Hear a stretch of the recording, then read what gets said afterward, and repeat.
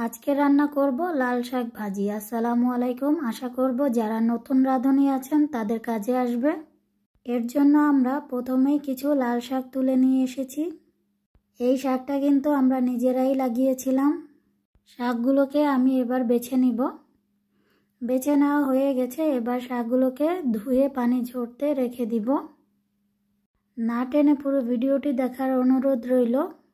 এবার চুলায় চলে যাব। কড়াইতে আমি কিছু কাঁচামরিচ কুচি, কিছু রসুন আর কিছু পেঁয়াজ কুচি দিয়ে দিচ্ছি।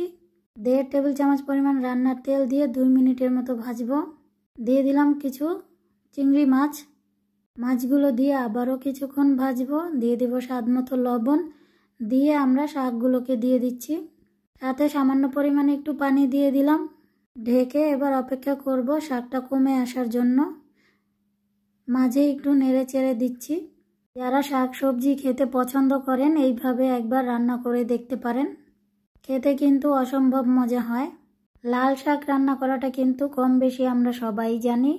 তবুও আমি করে দেখাচ্ছি, কারণ আমি আগেই বলেছিলাম যে বাড়িতে আমি প্রতিদিন যা রান্না করি সেই থেকে আপনাদের সাথে শেয়ার করি। 10 থেকে 12 মিনিট রান্না করলেই কিন্তু আমাদের শাকটা রান্না হয়ে যাবে। আমার রেসিপি যদি আপনাদের ভালো লেগে থাকে আমার চ্যানেলটিকে ফলো দিয়ে পাশে থাকবেন। আমাদের লাল শাক রান্না কিন্তু প্রায় হয়ে গেছে। এবার নেড়ে চেড়ে আমি নামিয়ে নিব।